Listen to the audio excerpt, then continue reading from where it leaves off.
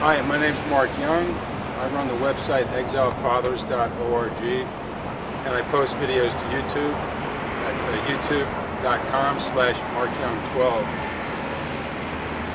I don't have any direct experience in my own personal case here in Arlington, but I have been witness to and court reporter for James Manship, and in at least 2 or 3 hearings where James had litigation going on, I've witnessed judges in this courthouse, when it was requested to audio record James's hearing, would give comments such as, "Why do you want to record the hearing?" Well, isn't the very purpose of a court hearing to establish a record? So, coming from a judge sworn to uphold and protect and defend the Constitution, and who is a public servant there to be referee to litigation, this is it's outrageous that we don't already have 21st century recording in these courthouses. There was a bill before the Virginia legislature in Richmond this year to do just that, to provide for audio recording in all hearings. Well, it went down. I don't know the details of why, but... Killed in committee. Killed in committee. Oh, well, there you go. And the Chief Justice of the Supreme Court opposed it. Now, if you all will both pan over to this sign before the door here, and use the zoom, you'll notice that the sign says no recording devices allowed in the courthouse. Why is that? This is our courthouse.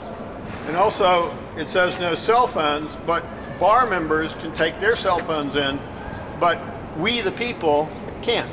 So we have a privileged class. Yeah, so we understand that they don't want people disturbing the court. They don't want people taking phone calls. Sure, that's fine. You ought to be cited for contempt if you do that in there, but you ought to be able to take in whatever personal property you care to in the courthouse.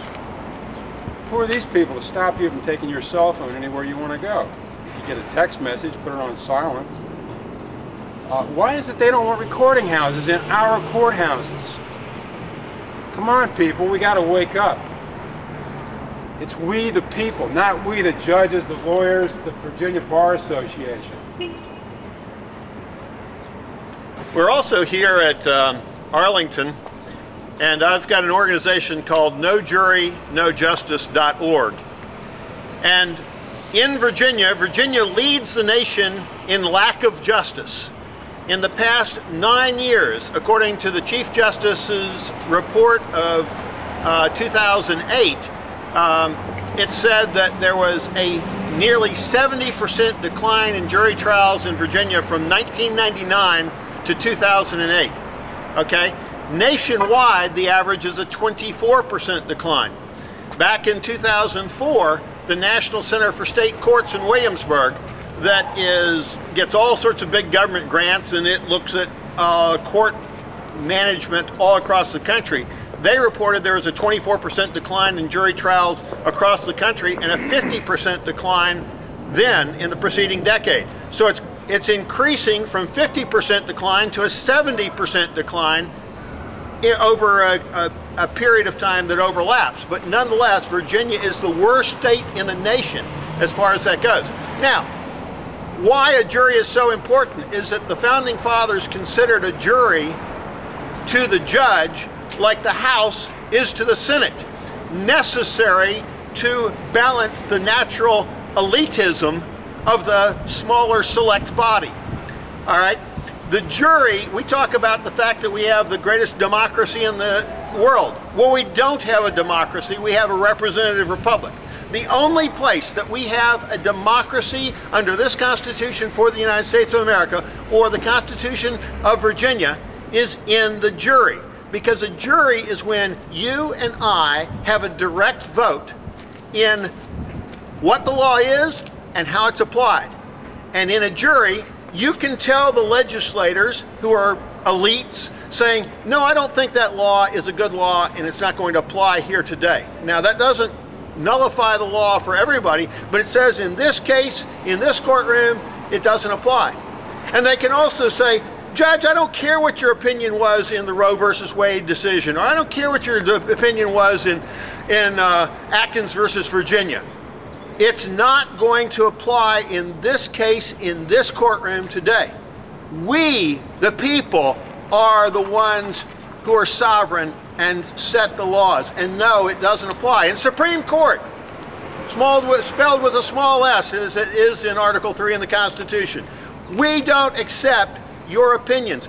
We, the people in this jury, set the law in this case on this day, and that's the way this Constitution establishes a democracy, the only place. And also, the grand jury, you are able to go to the grand jury and say, this elected servant is not doing his job, bring an impeachment proceeding or bring an indictment against him. If it's a felony, you can bring an indictment. And so we, the people, have to start exercising our jury rights if we are going to reclaim this republic that our founding fathers gave us. This is the house where Sabrina's foster parents used to live before they were allowed by the court to move out of state with Sabrina. It's about 500 feet from the Department of Human Services. I'm going to take you on a walk from here to there. It's a beautiful day today. Of course, we're very sad about the news of Nancy Schaefer's death.